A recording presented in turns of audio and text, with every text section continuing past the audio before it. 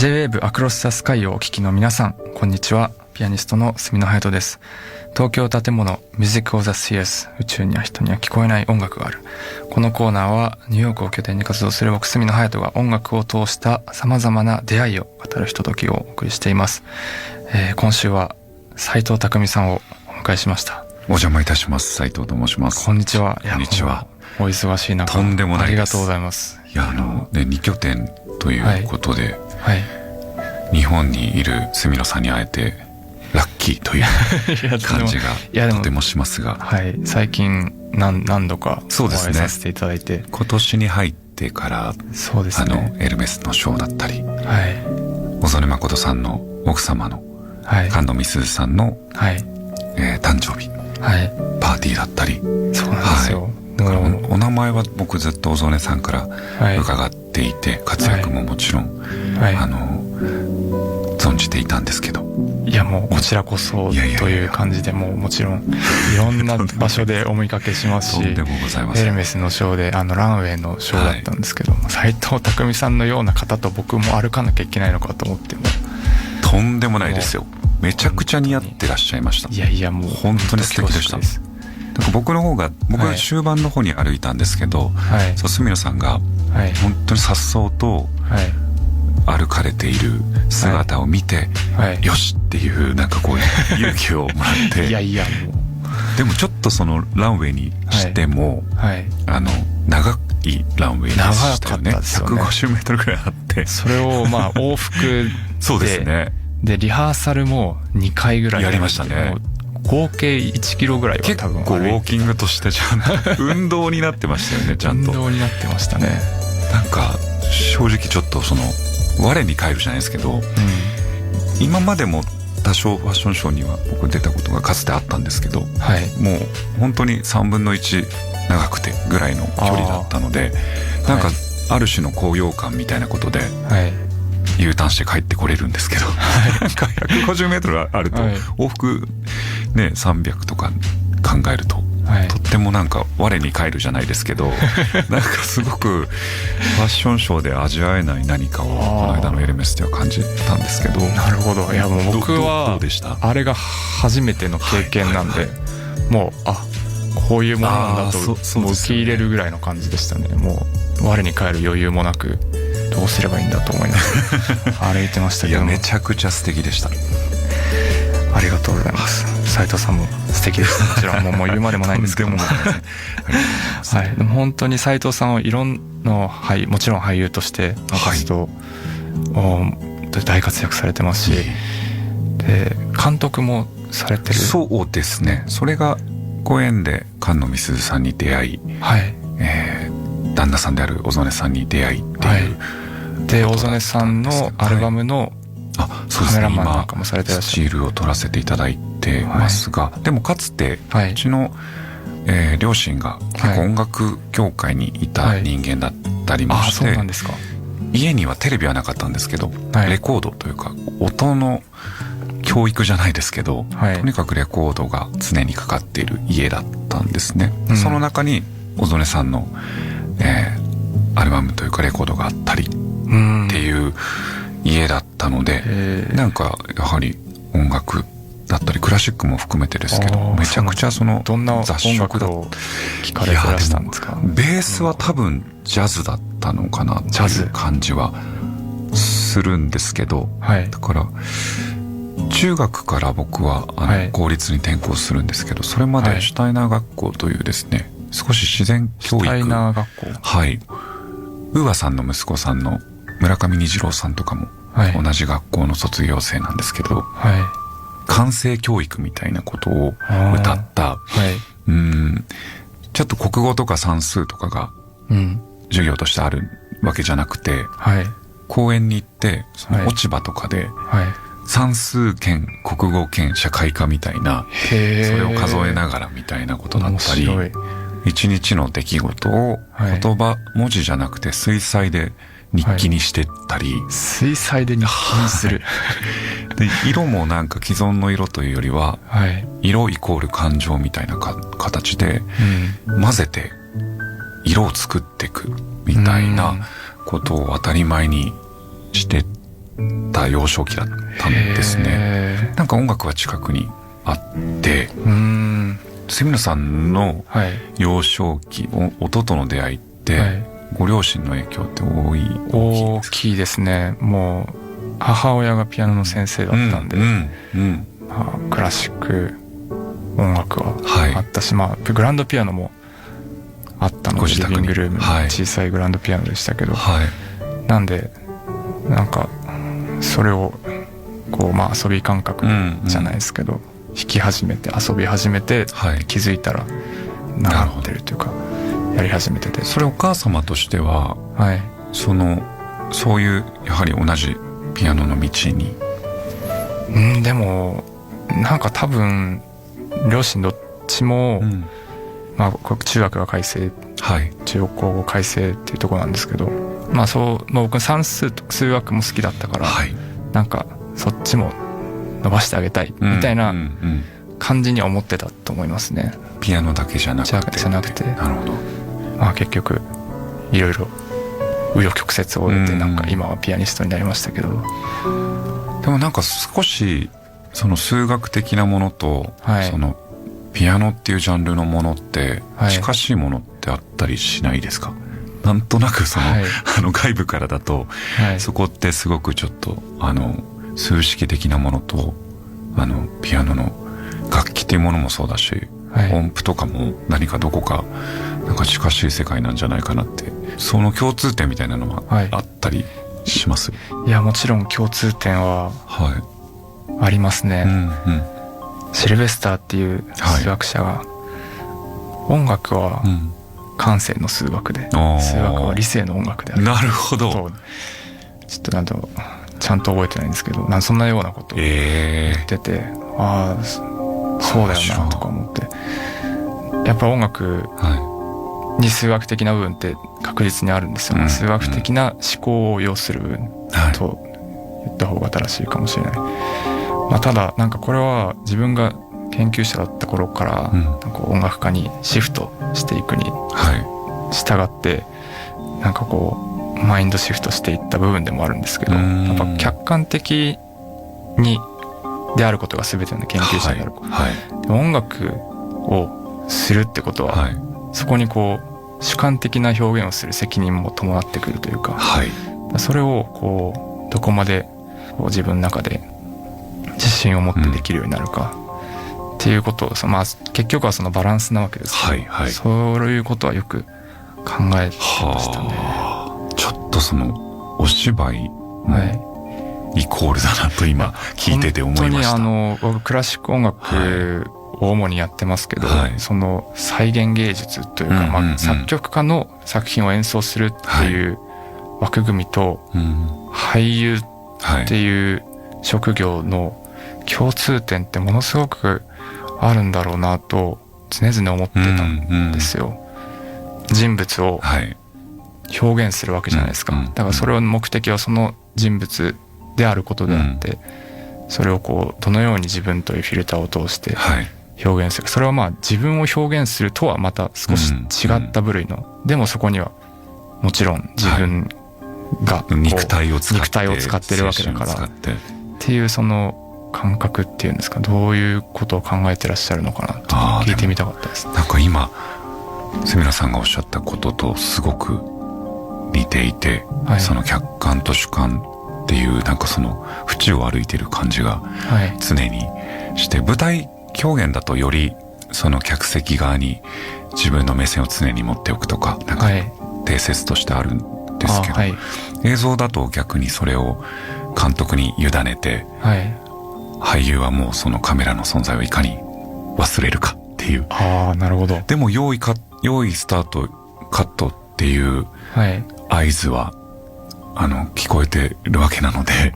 なんかその役に没頭するとか、没入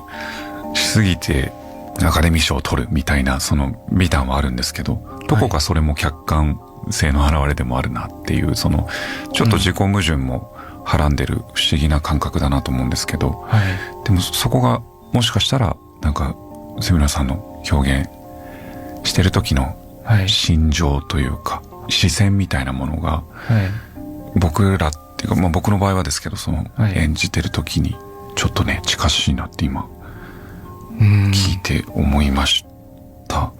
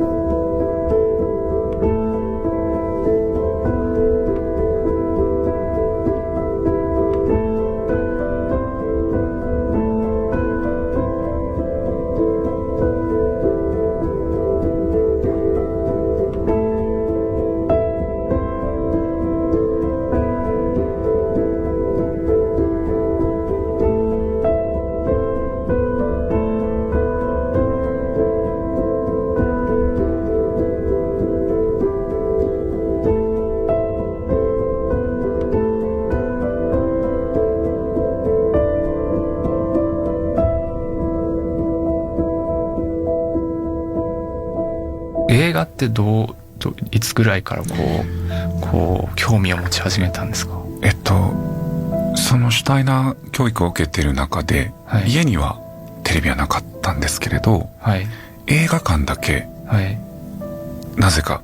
うちの家庭は OK だったんですよ。はあはあ、でシュタイナー教育は、はい、今は分かんないですけど当時はそのテレビとか、はい、映画とか基本的にはダメだったんですよ。うん、でボールを足で蹴ることもダメだったんですけど、でも僕はサッカーと映画に見せられていくのでクラブチームに入ったりして、はい、映画も見漁っていくんですけれど、はい、父が映像の仕事をしてたので、父と一緒に映画館に通うようになって、はい、でそこで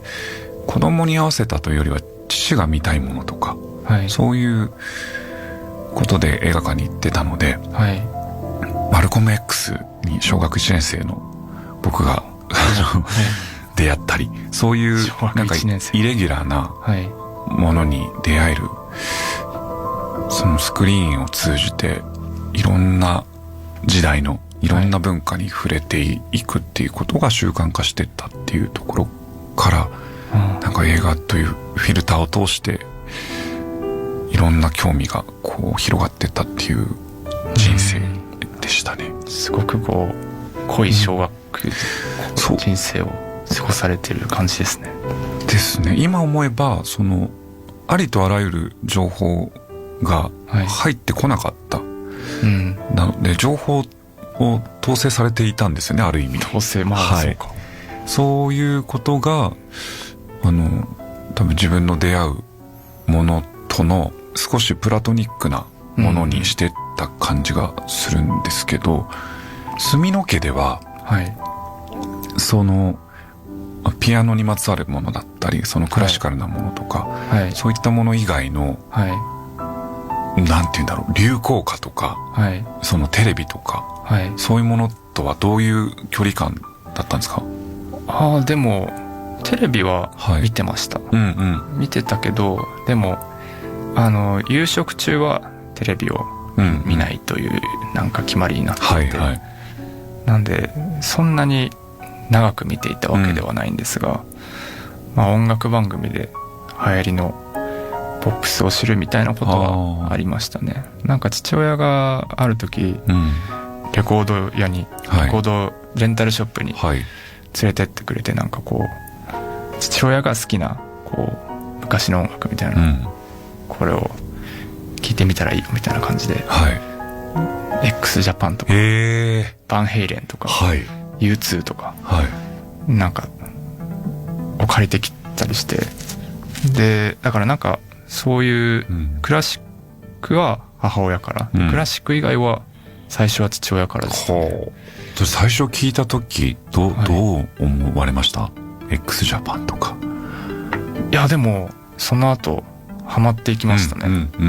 でドラムも叩いてみたくなって、ドラム中学の頃初めて見てました。でも叩ける場所がないから、ゲームセンターにドラムを模した音ゲーがあるんですけど、ありますよね。それで練習してたりとかして、そうなんですね。そんなことはありましたね。じゃあお父様お母様からのハイブリッドですね、その音楽の遍歴としても。なんか不思議な感じでしたけど、じゃあその俳優への、俳優という仕事をこう選ぶにあたっては、映画に携わりたいっていうのが、先にあったんですかね。そうですね。なので父のよく職場というか撮影現場みたいなのには行っていて、プロデューサーだったので、カメラの当然手前にいて、出演者の方たちが、スポットライトを浴びて、素敵なおべべを着てメイクをされてみたいな、その手前にいる父をはじめその職人さんたちの様子をよく見に行ってたので、その方たちのかっこよさというか、エンドロールにそういうその出演者以外のスタッフの方たちのスタッフロールみたいなのが出てくる番組や映画があって、でそこにある父の名前とかよくしてもらったエンジニアの方たちの名前がこう羅列されている感じに憧れて、このどこでもいいから名前が載る職業に就きたいなっていうのを結構早めに小学校低学年ぐらいの時には思ってまして、で未だにこう作る方を本来としては自分の主だったところに置いてるんですけど、でもその、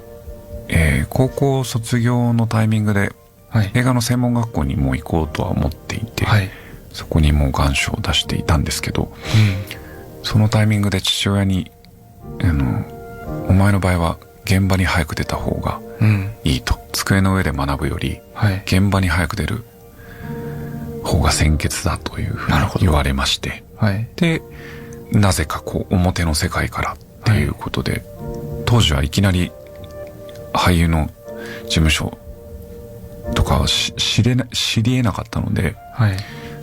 それこそそのモデル事務所みたいなところ、モデルさんから俳優さんみたいな、大沢たかおさんとか反町隆史さんとか、そういう流れが少なからず世の中にあったので、なんかそのモデルファッションの世界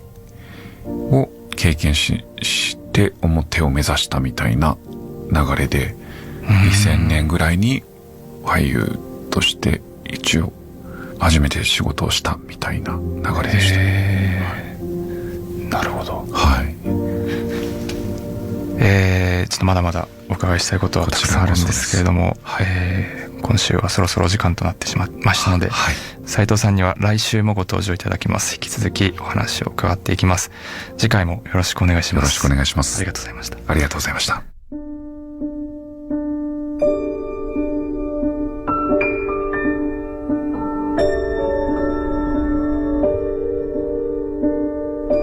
角野隼人がお届けしてきました東京建物 Music of the Spheres。毎週5名の方にオリジナルロゴ入りノートをプレゼントしています。Across the Sky のウェブサイト右上バナーのメッセージ to Studio からノート希望と書いてご応募ください。こちらのコーナー、ポッドキャストでも配信されています。Apple Podcast、Spotify、Amazon Music などでぜひチェックしてみてください。引き続き小川沙羅さん、ナビゲートの J-Wave Across the Sky でお楽しみください。来週もこの時間にお会いしましょう。ここまでは角野隼人でした。